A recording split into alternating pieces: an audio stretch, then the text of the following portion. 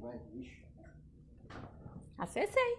Não apareceu pra mim aqui, não. O tempo todo essa mulher pra fazer esse negócio, né? Por que não tá bom aí, velho? Não sei. Oxi, gosta sua, não tá aparecendo não, Raul. Então. Você quer aparecer Raul, então você tá chegando a falar.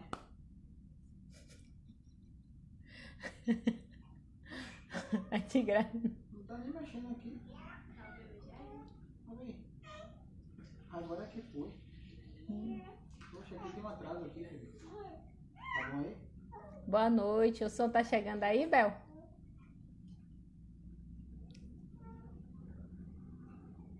Snaia.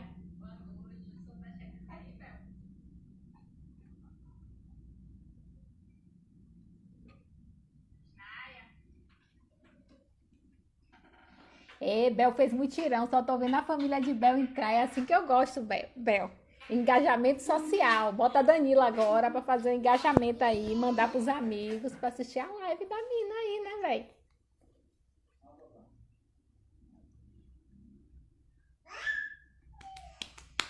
Mó, e aí, Mó? Ainda tô me recuperando.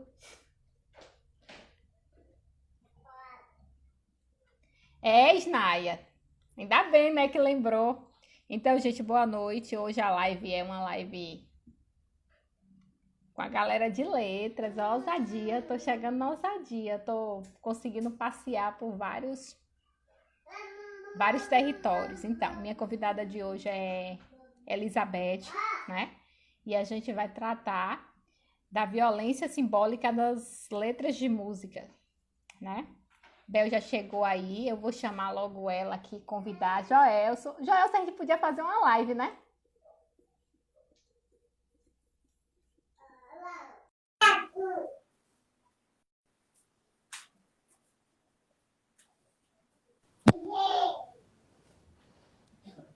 E aí, Bel? Oi. Muito nervosa? Oi, um pouquinho.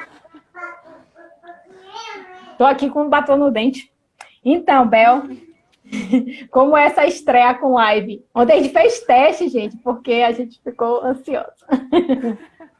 Foi mesmo. Tô nervosa um pouquinho. Mas não dá pra ficar, não. Aqui é pra gente conversar, dialogar sobre a sua zona de conforto.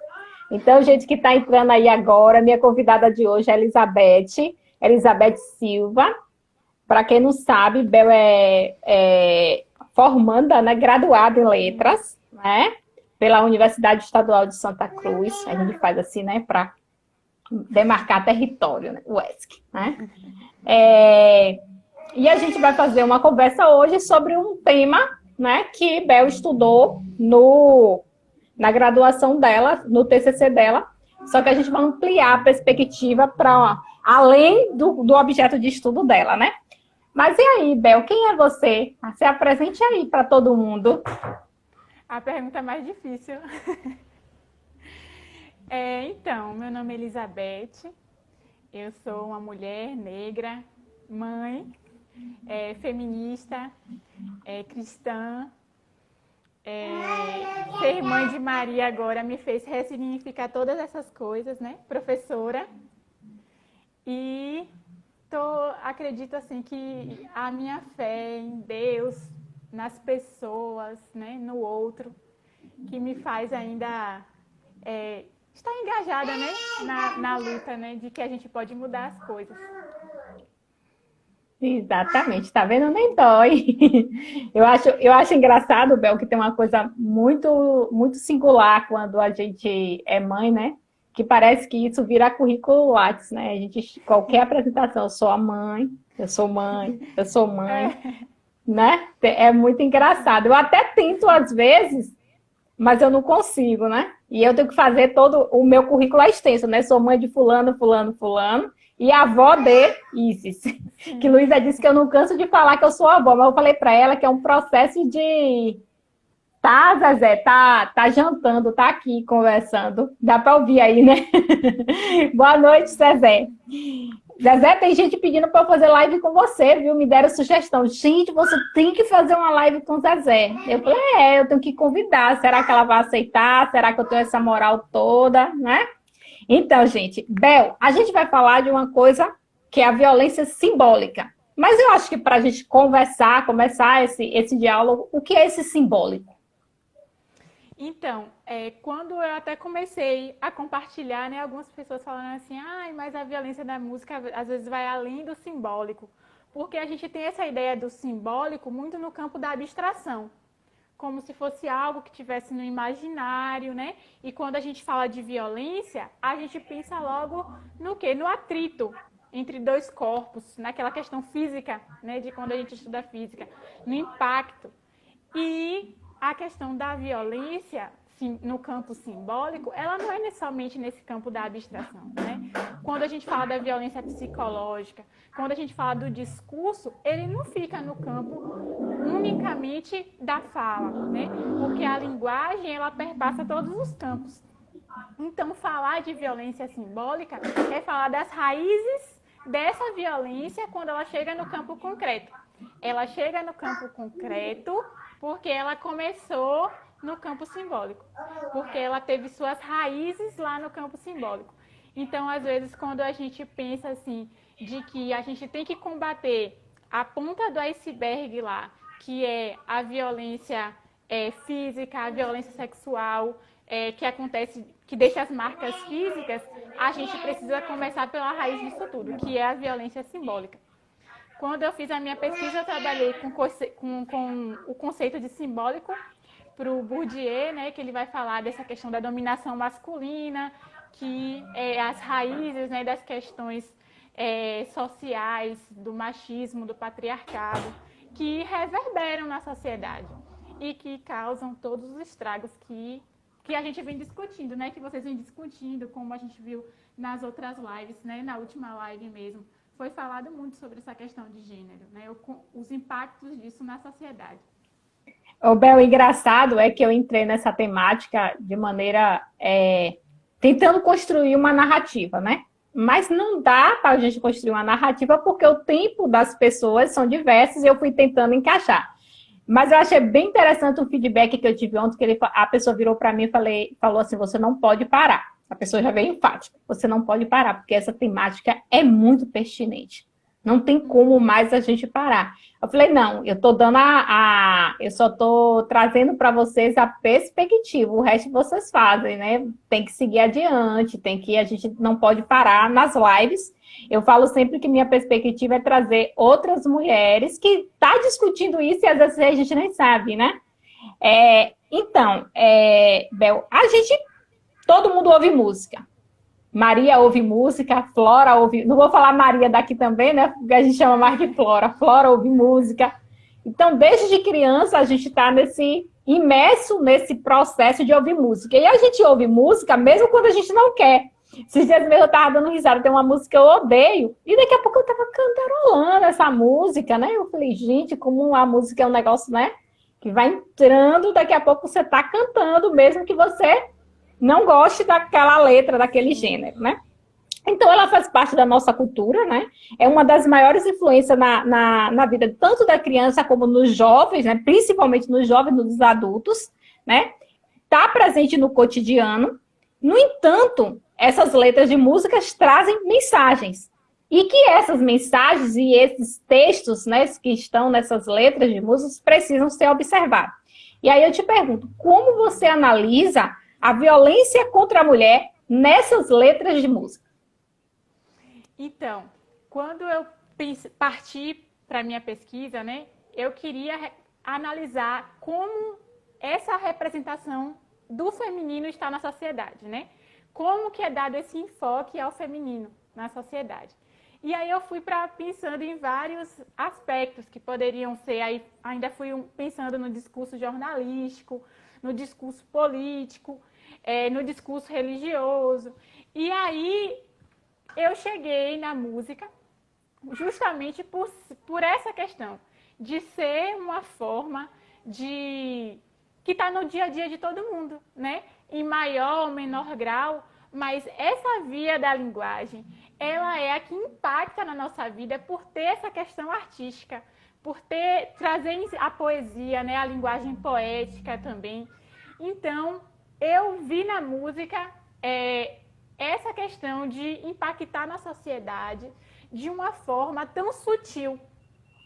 E é esse sutil, quando a violência está nesse campo sutil, que causa os estragos sem a gente perceber. Sim. Porque quando eu fui um pouquinho, já fiz um trabalho com os alunos meus do PT, que eu já até vi uma pessoa entrando aqui, trabalhando a questão do jornalístico, de como que é a representação das mulheres no discurso jornalístico, nas manchetes de jornal. E a gente observou que sempre vem um adjetivo, né? Antes naqueles trechos do jornal que trazem a mulher como a profissão, né? Profissão de destaque. Aí quando está trabalhando uma mulher, assim, a bela advogada, a elegante engenheira. E aí a gente foi para analisando esses discursos, como estão tão enraizados. E às vezes a gente nem percebe como isso acontece, né? Como aquela questão ali está trazendo também uma violência simbólica. E essa naturalização é o perigo, né? É o perigo. Porque a violência, ela está nesse campo simbólico e esse campo simbólico, ele legitima esse campo físico, esse campo mais concreto, né? Porque o simbólico ele não está nesse campo tão abstrato, ele está no campo concreto também. Eu acho que quando a gente começa a ter um debate desse, Bel, a gente fica pensando aqui, minha cabeça está aqui pensando em tanta letra de música, né? Que eu falo assim, poxa, a gente já ouviu isso, a gente já compartilhou, né? E quando a gente pensa nisso, inicialmente, a gente sempre pensa nos funks, né? Que eu nem ouço, mas tem um pesadão, acho que fala pesadão, alguma coisa assim que eu sou meio dessituada dessa paradinha aí. E aí a gente vê que não é só nos funks, né? Não é só nessas letras de mais, digamos, que tá mais no gueto. Existe naquelas músicas que a gente ouve tomando lá nosso copo de cerveja de boa e que tem essa marca, né? E aí eu trouxe algumas dessas letras aqui que eu gostaria muito de ser um artista e poder cantar para você, mas eu vou ler porque não rola, né? Impossível, né? Então, desce um pouco de uísque para elas liberar geral. Henrique Diego, um cantor de sertanejo. As mina pira, entra no clima. Tá fácil de pegar, pra cima. Fernando de Sorocaba. Tô afim de você, e se não tiver, você vai ter que ficar. Vai namorar comigo sim. Se reclamar, você vai casar também. Com comunhão de bens. Henrique e Juliano. E aí, Bel? Então, você começou falando de uma coisa muito importante, né, Darlúcia? Assim, o funk por si só já tem um desprestígio, né? Por surgir nessas camadas sociais que já são vistas com preconceito. Então eu vejo muita gente falando assim, ai, funk não é cultura, ai, eu não escuto funk porque diminui as mulheres, e nananana. Mas, em contrapartida, a gente tem músicas que são cantadas por pessoas que estão nesses lugares de prestígio social e essas canções não são questionadas. Sim. A questão do sertanejo, até desse novo sertanejo, né, que é o sertanejo universitário, ela surge para uma camada social como público-alvo, um público-alvo que tem um prestígio social. E aí a gente vê que não há um questionamento nessas músicas. Nesses trechos de música que você trouxe aí, a gente destaca a questão da violência sexual, né? Dessa imposição da violência sexual que acontece nessas festas, muito como a gente vê, né? Quem está dentro do ambiente universitário sabe que o ambiente universitário é um ambiente que também perpetua, apesar das discussões que nós temos, né? Das lutas, ainda nós temos vários casos que acontecem aqui dentro da universidade, né? Dentro da universidade aqui que a gente fala, porque eu situando, né?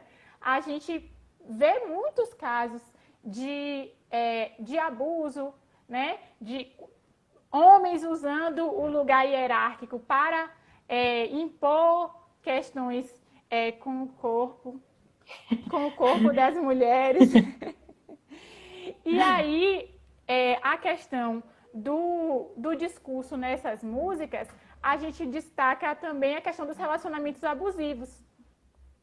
Por quê? O relacionamento abusivo, numa outra live também eu vi essa discussão, de que a mulher está sendo subjugada ali dentro daquele relacionamento e ela muitas vezes não percebe que aquilo é uma violência sexual. A mulher casada, né? Como que foi na live da professora Moema, né, que ela falou disso. Como que a mulher vai chegar numa delegacia e denunciar, né, uma violência sexual dentro do próprio lar? Então, outra violência que está presente num desses trechos aí é a violência patrimonial, que a Lei Maria da Penha já destaca, né, já traz essa violência, já descreve essa violência, que ela está nesse contexto de que as mulheres não é só o quebrar um objeto da mulher, mas é impedir que ela tenha algo, até o impedir que ela esteja no mercado de trabalho. É um tipo de violência patrimonial também. Então, essas músicas elas vão trazer um discurso que diminui essa imagem da mulher, que subjuga, na verdade, né? Que é o que o patriarcado faz, é nos subjugar. E a Simone de Beauvoir vai falar isso no Segundo Sexo, né? Que o que o patriarcado faz é transformar a mulher no outro. Né? Então, a mulher é a reprodutora. E nós mulheres, acabamos nos vendo assim, como o outro. Então, a gente passa a ser estranha a nós mesmas. E quando a gente escuta essas músicas e, a princípio, a gente naturaliza esses comportamentos também, esses pensamentos e esses discursos, é porque nós nascemos e crescemos dentro desse contexto, né? Sim, sim. Eu estava lendo hoje, Bel, no Instagram, uma situação de uma denúncia que uma mulher fez, que ela era casada há 35 anos, é uma advogada, acho que foi Ceará, e ela descobriu que o marido dela fotografava ela enquanto dormia. Ela tinha uma prática de dormir sem calcinha, então ele fotografava e expunha as fotos dela num grupo de amigos, onde todos eles tinham a mesma prática de fotografar as mulheres sem consentimento dela e publicizar essas fotos num grupo. E eu achei assim, para além de estarrecedor a prática do marido, eu achei assim, ela de uma coragem, que ela fala o caminho. Ela disse que quando chegou de surpresa, né, tinha todo um comportamento dele e tal, e ela chegou de surpresa, que ela viu a tela do celular, o que estava acontecendo, ela foi e correu para dentro de casa, contou os filhos adultos. Os filhos dela apoiaram ela, fizeram uma denúncia virtual, depois foram na delegacia.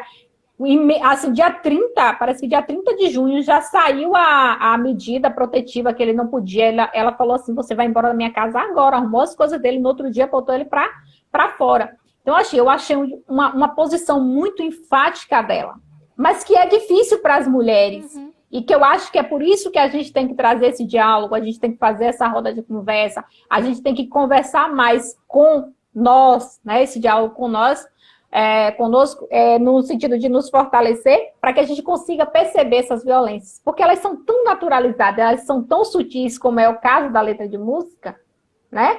Que a gente meio que, como Paula falou, e a gente canta em cor e alto ainda, né? E aí a gente, às vezes, na empolgação, nem percebe o sentido da violência que tá, né? Que é o simbólico naquela música, né?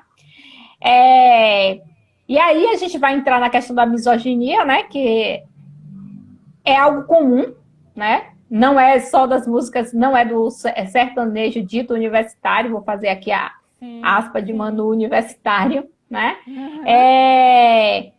E, ao mesmo tempo, né? A forma de combater perpassa por uma cultura educativa. Isso não quer dizer, eu não quero dizer que a educação seja feita só nos ambientes formais, né? A gente se educa na comunhão, na convivência com o outro, né? Então, assim, eu acredito muito que para o combate a essa cultura da misoginia, da violência contra a mulher, a gente precisa educar as mulheres e precisa educar também os homens, né? Os novos homens, né? Mas a gente precisa também esse autocuidado, esse olhar para a gente, né? E o que nós, professores, podemos fazer para trazer essa reflexão para a escola e qual o papel da escola nesse debate? Então, quando eu comecei a estudar sobre discurso, sempre ficou muito marcado em mim o poder do discurso, né? O discurso, ele tem o poder de repetir, de refutar, de transformar. Então, assim, a gente pode usar o discurso, as vias da linguagem, as vias simbólicas, né, as vias mais formais da linguagem, para repetir esses discursos que estão aí, que é esse discurso da misoginia. Ou a gente pode usar esse discurso através da linguagem, através da escola, e a escola tem que ser esse lugar que não repete. A escola tem que ser esse lugar que refuta. E se a gente precisar trazer essas discussões, no caso, essas músicas para dentro da escola, seja que a gente repita para transformar e não repetir para perpetuar. Porque os nossos alunos, eles vão trazer essas questões. Porque eles escutam em casa, porque eles escutam na rua, porque no fim de semana, né, eles vão com os pais para um determinado ambiente, porque eles vão assistir a televisão. E tinha até um programa de domingo, né, na TV aberta, que passava muitas dessas músicas que, se você parar para observar, praticamente todas, trazem essa questão da misoginia. E a escola precisa fazer esse trabalho de trazer essa discussão, de trazer essas músicas para os nossos alunos refletirem sobre ela, refletirem sobre esses discursos que estão presentes no dia a dia deles. Que eles vão cantar, que eles vão participar, eles vão para as festas. E nessas festas eles vão escutar essas músicas. E sempre que alguém fala, eu falo em algum momento do meu trabalho, surge uma questão, né? Aquela questão assim, que toda situação que a gente fala de violência contra a mulher, sempre vai aparecer alguém para culpabilizar essa mulher, para trazer uma culpa. No sentido de que assim, mas quem canta? São muitas mulheres. E essas mulheres que cantam? Mas se você for numa festa, as mulheres vão estar dançando, e vão estar rebolando, e vão estar não sei o quê, e elas gostam. Esse discurso é o mesmo discurso que legitima, né, e passa pano para os outros tipos de violência. Então, quando a gente fala de que esses discursos, essa mulher que escuta, que canta e que dança, e que porque está presente na nossa sociedade, a gente não está trazendo esse estudo, essa discussão, para trazer um sentimento de culpa para essa mulher, mas para trazer uma reflexão para os nossos alunos, né? Para os nossos alunos e alunas, né? Para os homens têm que fazer parte, precisam fazer parte na escuta, né? Como a Indaiara, né, falou, às vezes, Indaiara, na última live, eles têm que fazer parte desse momento de escutar o que nós temos para falar. Porque quando a gente pensa assim, a mulher canta, a mulher dança, mas quem está por trás dessa indústria lucrando com isso e desfrutando desses privilégios são os homens brancos. E são os homens de uma determinada classe social. Então, a gente tem questões de raça, classe e gênero que estão por trás disso tudo, né? Não é só a gente trabalhar aqui, mais uma vez, a questão da ponta do iceberg, que é quem escuta, né? Então, na escola, e aí o Bourdieu vai falar disso também, né? Que a escola, ela é um lugar de poder. Nós, professores, estamos num lugar hierárquico de poder. Nós estamos assumindo um lugar de poder. E esse lugar de poder que nós assumimos, ele precisa ser um lugar que seja para perpetuar os discursos de não violência, porque os discursos de violência, os nossos alunos já estão todos os dias sendo impregnados pela mídia, né? A mídia, por mais que um programa ou outro venha dizer que traz uma temática, aborda, mas no fundo, quem patrocina e quem está por trás é essa mesma indústria, né? Que vai vender uma imagem da mulher e os nossos alunos vão achar que precisam. Aí que a gente traz uma questão também da hipersexualização dos corpos femininos, porque quando a gente fala de educação sexual nas escolas, a gente entra naquela questão do discurso reducionista, de que dizem que a gente quer ensinar as crianças a fazer sexo, a ter relação sexual, o menino a ser menina e menina a ser menino. E educação sexual é muita coisa. É ensinar as nossas meninas e os nossos meninos a respeitarem e a cuidarem dos próprios corpos. E isso é desde a primeira infância. Moema sugere aqui, eu vou passar aqui pelos comentários, tentar, né? Moema falou que uma boa ideia é colocar eles para declamar, né? Sem a sonoridade, porque sem a melodia eles conseguem perceber a letra, né? Porque ali já baixa a euforia de cantar, né? Então ele começa a olhar essa questão. Teve uma pergunta aqui, quem foi? Moema. Moema querendo comprar treta, gente. Eu nunca trabalhei na rede particular e tenho uma dúvida. Essa temática é aceita nessa rede? Existe uma resistência por medo da reação dos pais? Você já trabalhou na rede privada, Bel? Você consegue falar disso? Já. Sim. Então, eu acho que essa resistência, ela acontece em todos os campos. Porque quando primeiro, nós professores, nós não temos no nosso currículo como um todo uma abordagem de educação sexual. Então, assim, quando eu fui para outros campos, para outras leituras, que trouxe essa questão da educação sexual para eu aprender. Porque o que eu vejo, né, a gente estava fazendo aqui algumas leituras e um curso, né, sobre educação sexual, eu comecei para entender quando eu fiquei grávida de Maria. Porque era uma coisa que me inquietava muito, né? E agora, né, quando a gente tem um outro ser que vai depender da gente, porque foi muito desesperador para mim, assim, no dia que eu fiz a minha ultrassom e que eu vi que era uma menina. E aí eu chorei no dia, porque o que passava pela minha cabeça é assim, uma filha, uma mulher negra, pobre, nordestina, dentro do contexto político e social que a gente está vivendo agora. Então, eu acredito que essa resistência da educação sexual e desses discursos estão em todos os âmbitos, estão em todos os lugares. Por dois motivos principais, eu acredito. Falta de formação nossa, enquanto professores, dessas temáticas. E cada live que a gente assiste, a gente vê que a gente precisa estudar mais. E a falta também de alcance da escola a esses pais, né?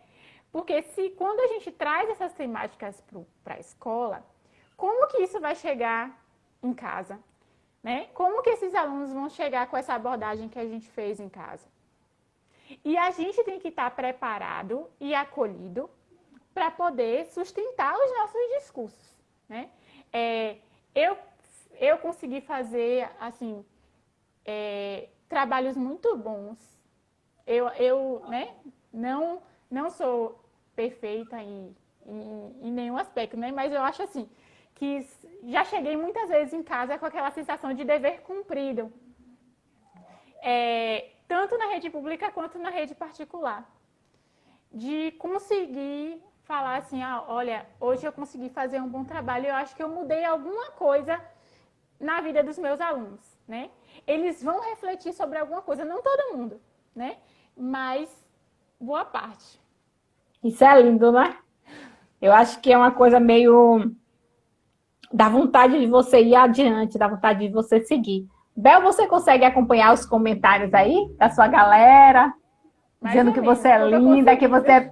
que você é perfeita, que você é maravilhosa. Eu vou tentar aqui. Paula fala que os pagodes, eles são mestre para isso, né? Letras com teor da exploração da mulher. Até no próprio ritmo, né, Paula, que faz com que as mulheres tenham, né, uma própria forma de portar o corpo. Não estou criticando, né? Mas a música em si tem todo um Sim, contexto. E aí vem uma questão que Bel falou, que é a questão de como as pessoas exploram isso, né? É mais da sim, exploração, né? Não do problema da música, mas quem explora essas músicas para vender esses corpos, né? sim. Educar as mulheres, alguém falou aqui, Sara. Poxa, Sara, perdi aqui. Falou que precisa educar as mulheres para esse novo estar, né? Eide, que eu não sei quem é, mas seja bem-vinda, Eide é Eide. minha amiga, minha colega da UESC. É o bonde que vem, gente. É massa que vem um bonde quando eu convido alguém. O referencial curricular, Currículo Bahia, já traz normativos legais sobre a violência como parte dos temas integradores para ser trabalhados na escola. Verdade, Eide, eu estava vendo isso hoje. Mas, infelizmente, ainda não vemos muitos professores trabalhando em sala de aula. Então, Bel, quer falar sobre isso? Sobre o que as leis trazem e o que acontece na sala de aula? Sente à vontade, senão a gente segue. Sim, o que Eide traz aí é importante porque eu acho que a gente entra mais uma vez na discussão anterior, né? Respondendo sobre as questões que pautam tanto na rede pública quanto na rede privada. Porque a gente precisa discutir essas políticas públicas para a educação. O papel do professor, mais uma vez, como você mesmo, da Lúcia, falou numa última aula, que é aula mesmo, né? É Na aula, última é? live. Eu falo que é um aulão. Isso. Que quando a gente fala assim, de discutir a formação dos professores, não é colocar na conta dos professores todas as mazelas do sistema, né? Que não é a escola é um dos mecanismos do Estado, né? E quando a gente traz essas políticas e a gente tem desde a LDB falando sobre a questão da educação dessas crianças, né? De educar essas crianças para respeitarem os próprios corpos. Só que o que a gente vê fazendo na escola é assim: quando o aluno chega lá pelo 6º ano, em ciências, ele vai aprender, vai ver aquela imagem em um capítulo, o que é o corpo, e nomear aquelas partes do corpo. E educação sexual não é isso, né? Todo o aparato que a gente precisa, eu acho, parte dessa questão de formação de professores, né? Dessas formações de valores que nós temos, né? Que eu coloquei até nas anotações que eu fiz antes de vir para cá, assim, nós estamos dando espaço para os outros, os mal intencionados, falarem por nós, porque nós não estamos entrando nesses campos mais densos, que é o exemplo da violência simbólica. Quando a gente deixa eles falarem por nós, nós vemos o que está acontecendo agora, o que a gente deixou acontecer, né? A gente achou, eu acho que estava assim, num oásis da democracia. A gente achou que estava num lugar confortável. E as coisas foram acontecendo. Foi passando, né? Como eles mesmos dizem, foi passando a boiada. Eles foram passando. E a gente não se deu conta. E eles continuam fazendo isso. E a gente está no nosso lugar comum, né? Recusar, a Arlene falou aí agora, né? Eu vi rapidinho passando. Recusar essas temáticas é porque essas temáticas tocam nas feridas dentro das famílias, né? Tocam nas feridas dentro das famílias de cada aluno, de cada professor, né? Quando a gente fala de violência, a gente está falando que nós, professores, nossas colegas, estão também nesse lugar, né? Nesse lugar de que são as pessoas que sofrem violência também, né? E pode falar. Pode falar. Foi só tique. E eu acredito que quando a gente traz essas discussões entre professores, na formação de professores, aí sim, nós, unidos, né, vamos conseguir modificar as coisas e pôr em prática. Tanto trazer novas discussões para trazer novas conquistas no sentido de políticas públicas, quanto ter uma prática, né, que favoreça, uma escola que favoreça as nossas práticas, que acolha essas discussões. Raimundo Assis fala aqui, Rai, meu amor da minha vida toda, ela fala assim, que falar de educação sexual nas escolas é difícil em qualquer rede, porque o corpo da mulher foi algo interditado, né? Eu acho que eu vou avançar nessa discussão com o Manu. Ela não tinha o seu domínio. Hoje isso está mudando lentamente. Eu adoro a palavra lentamente, porque eu acho que a mudança ainda é esses movimentos sociais. Acho que a Indaiara tem uma fala nesse sentido. A gente que tem empurrado essa discussão, né? Porque se depender do Estado, sim, ele não vai acontecer. Se depender de quem elabora a política pública, ele não vai acontecer. Eu até estava brincando que eu queria sair da política pública, né? E isso, mano, não só o corpo da mulher, mas eu acho também das outras sexualidades também, elas não são tocadas, não são faladas. E eu falei que eu queria sair da política pública, não aguentava na política pública, tá. Ia para a formação de professor. Aí, falando nessa construção das lives, eu falava, não, meu campo ideológico é esse, eu preciso ficar aqui, porque eu ainda tenho uma forma de pensar um pouco mais emancipada que muita gente que produz política. Então, pense aí, os conservadores produzindo política sem ter alguém como eu e como tantas outras mulheres que pensam a política pública de uma forma emancipadora, né, fugindo desse debate. Eu falei, não, meu lugar é na política pública, eu tenho que continuar aqui, nada de ir para a formação de professor, eu tenho que produzir política pública para a formação de professor, né? Mas a gente, é tudo muito interligado, é tudo muito denso, né? Mas a gente não pode falar, né? Não é só produzir políticas, é fazer com que essas políticas cheguem dentro da escola, cheguem na formação de professor e elas sejam efetivadas. Porque se você pensar, a gente vai ver temas da diversidade, pluralidade, no PCN, que é do ano de 94, se eu não me engano, 95, 96. 95, 96, não sei porque eu botei esse 94 na minha cabeça. E aí, hoje ainda a gente tem dificuldade de fazer aquilo lá, que já é obsoleto, a gente não conseguiu efetivar aquilo lá, que já vai se fazer o quê? Quase 30 anos, né? Então, assim, as discussões na educação, elas avançam em alguma coisa e quando retrocede demais. E a gente está vivendo na democracia brasileira, e aí eu falo assim, minhas convidadas, não vem para cá falar de política, aí a pessoa fala... Não tem como a gente discutir qualquer coisa que envolva escola e envolva essencialmente a emancipação de sujeito, que envolva democracia, sem a gente falar no que a gente está vivendo.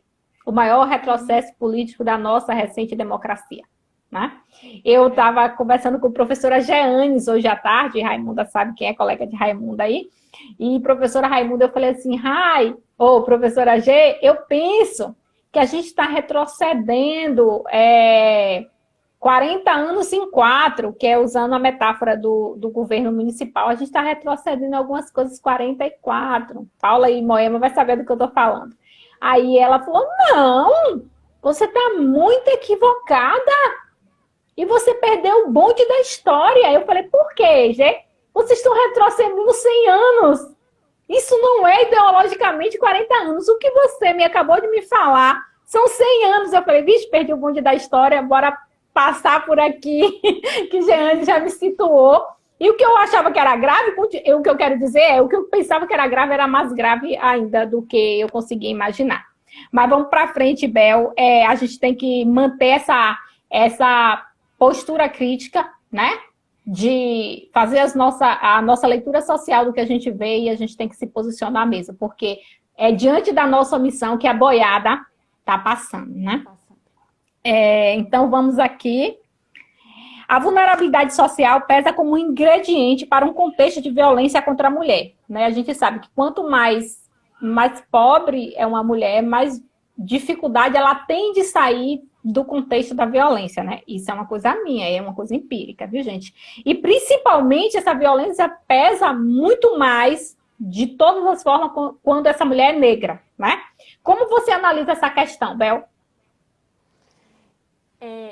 Aí a gente entra numa discussão, né? Que acho que é o essencial.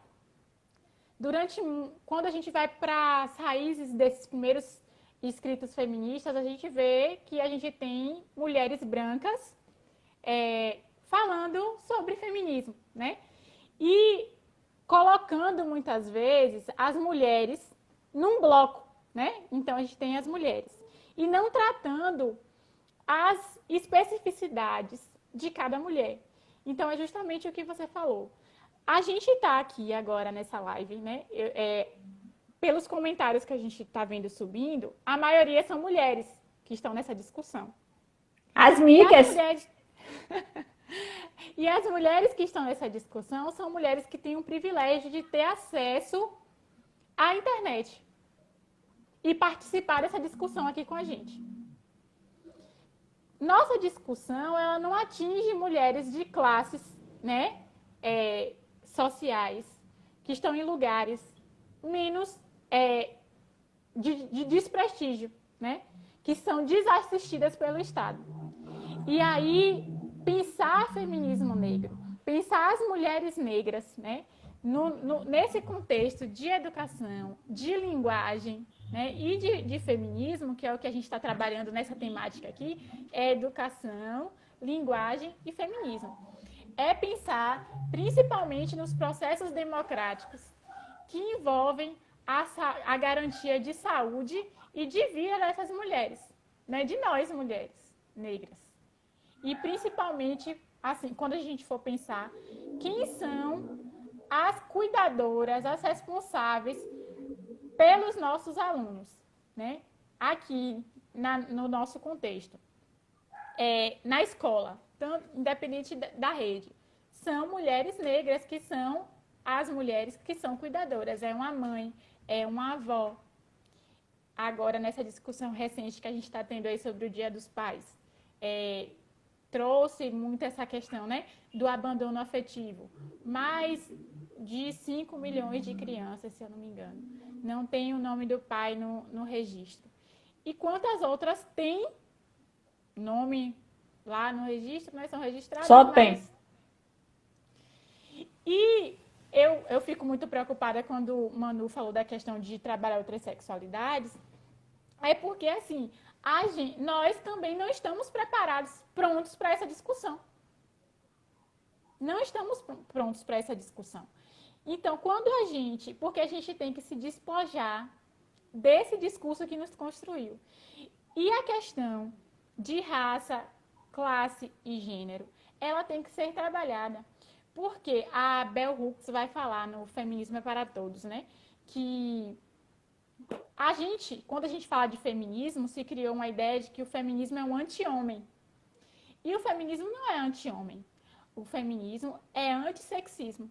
Sexismo é essa dominação, né, de uma pessoa, de um ser sobre o outro. Aqui na discussão que a gente está tendo, levando principalmente as questões de gênero. Mas essas questões de gênero, elas são perpassadas por essas questões de raça e de classe. Porque a mulher, quando ela está num lugar, a mulher negra, que ela está num lugar de prestígio social, quando ela consegue, e aí vem aquele discurso meritocrático, né? Chegar a um lugar de poder, né? Também entre aspas, a gente vê a palavra do momento que é empoderamento, né? Que é um neologismo do inglês empowerment, que significa dar autoridade, dar poder. Esse se tomar de poder, ele tem que ser pensado e visto não como uma questão pessoal, mas como um poder coletivo. Porque enquanto o poder for pessoal, for restrito, não há empoderamento, né?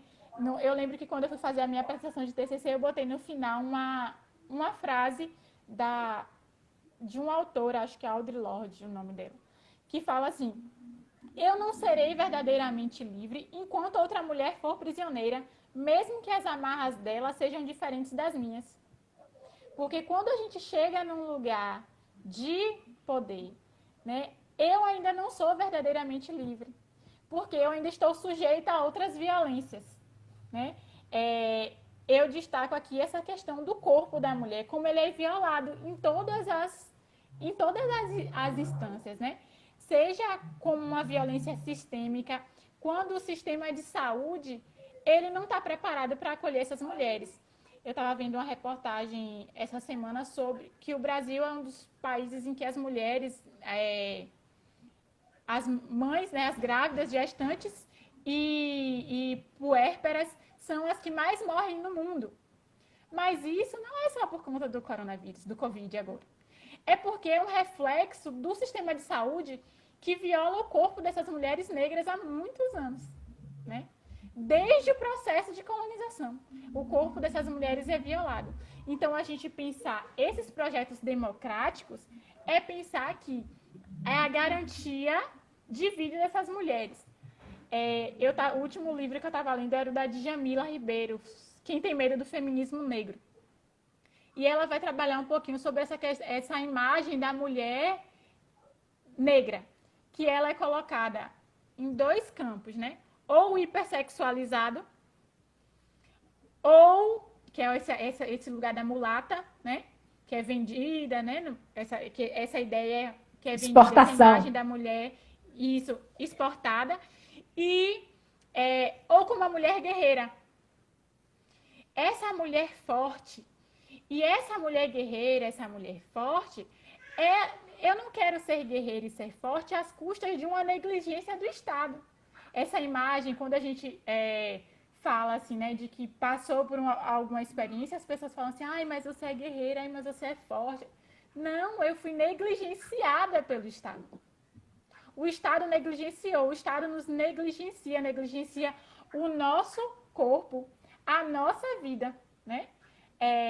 As pessoas que me conhecem sabem, eu falo assim, às vezes algumas pessoas falam assim: você sobreviveu, eu sobrevivi, mas outras mulheres não sobreviveram. Não tiveram a mesma sorte, não tiveram a mesma rede que eu tive, né? Eu tô vendo Carla aqui falando, Carla Anne, é uma pessoa assim que foi como as mulheres fazem a diferença na nossa vida, né? Carla Anne foi uma pessoa, assim, uma profissional de saúde que fez a diferença na minha vida. Gente, eu também quero ser amiga de Bel, tá? Tá todo mundo dizendo que quer ser minha amiga de Bel, porque Bel é sabida. Eu também quero ser amiga de Bel. Bel, vamos ser amigas, fia. Já somos.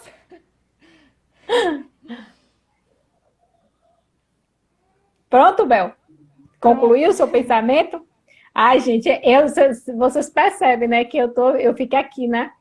Assim, porque a gente tem muito a aprender com essas falas, com as histórias, com as narrativas pessoais de cada um, né? Cada um vem trazer a sua perspectiva aqui. Eu tenho muita gratidão por vocês aceitarem, porque eu vejo assim, eu sempre recebo muitas pessoas me parabenizam, tal. Eu falo assim, gente, eu só estou abrindo o meu Instagram.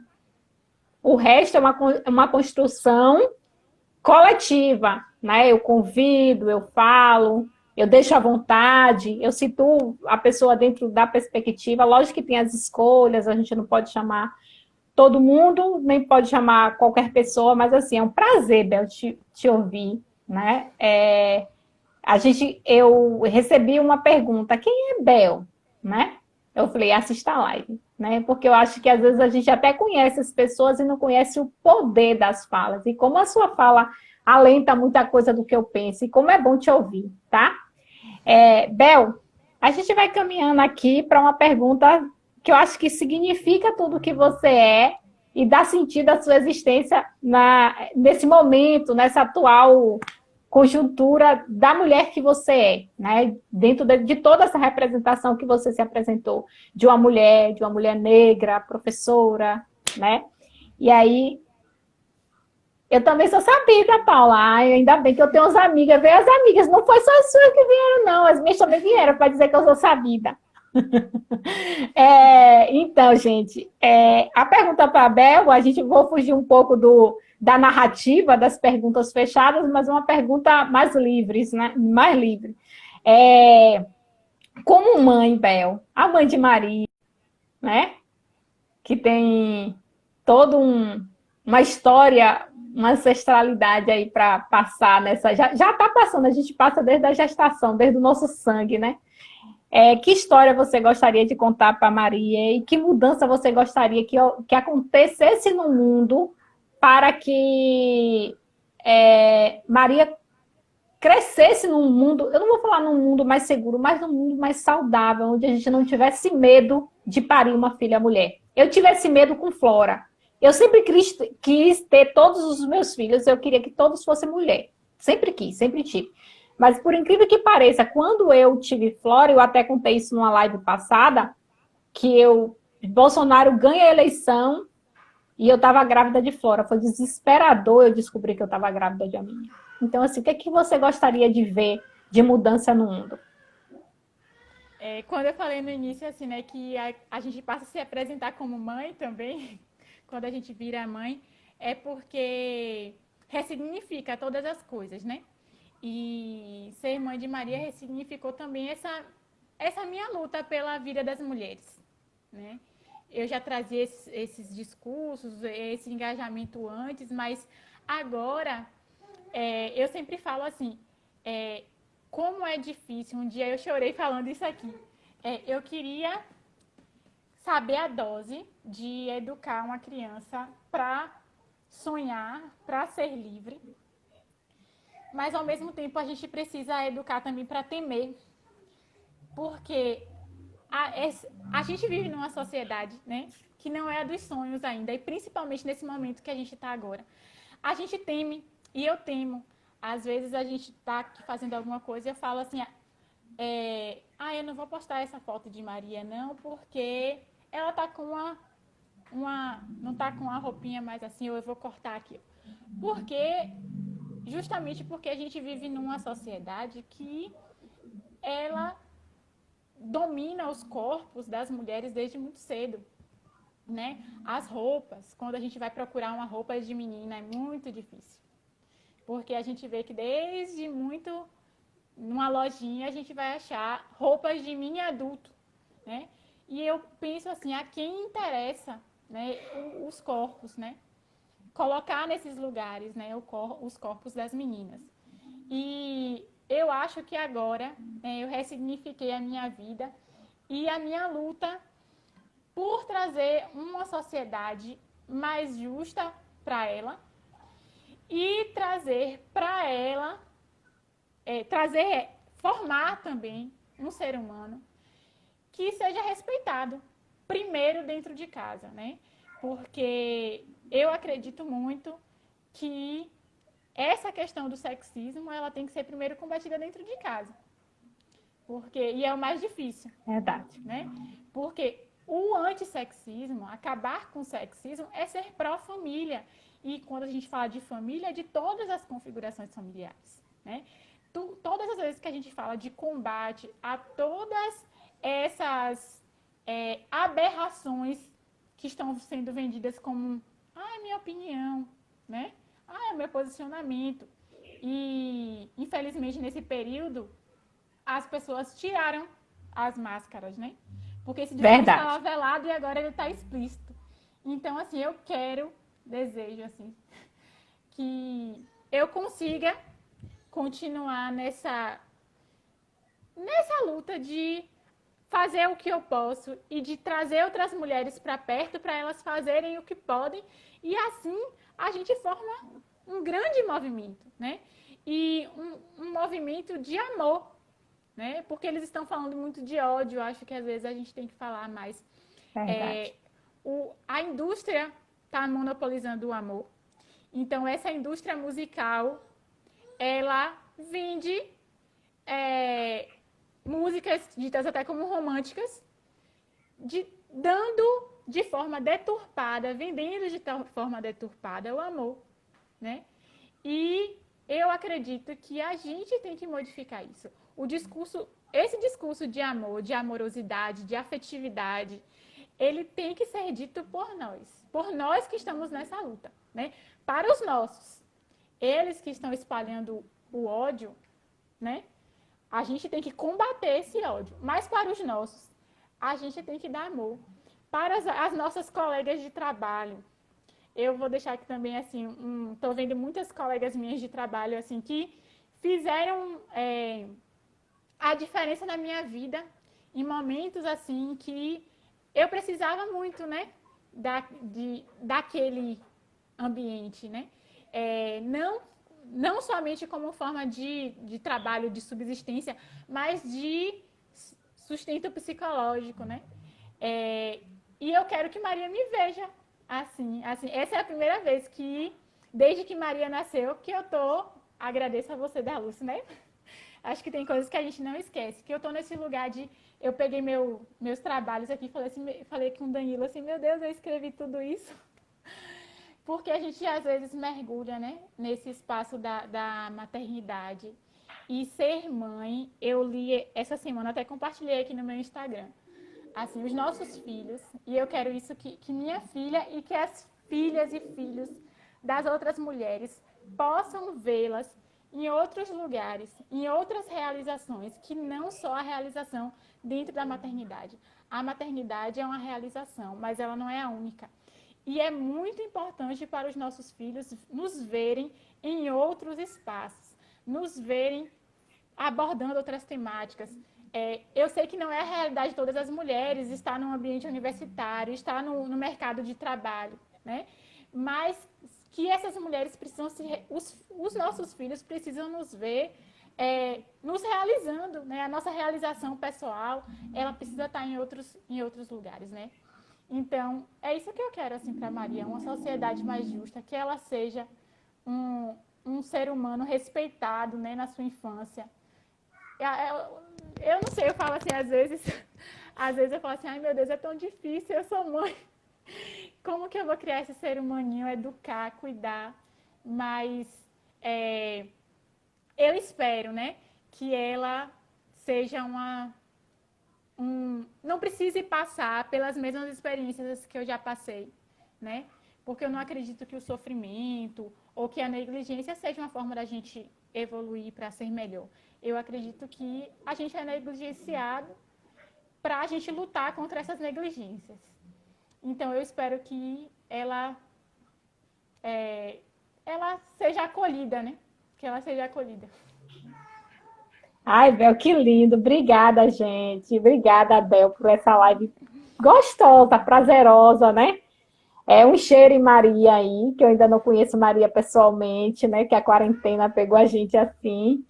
Mas obrigada a todos, principalmente o bonde da minha escola, que sempre vem, o bonde de Bel, minha família, que sempre está aqui. Obrigada a todo mundo. E foi prazeroso, aí sei lá, foi reconfortante. Daí chega da vontade de chorar ouvir você, Bel. Gente, eu vou dizer, a semana que vem nós teremos 3 lives e a gente acaba. Então fala pra galera que quem viu da Lúcia não viu mais. Então 3 lives, segunda, quarta e sexta, que eu não vou divulgar os nomes, mas tá acabando. Beijo, Bel, beijo todo mundo. Beijo, obrigada mesmo. Obrigada.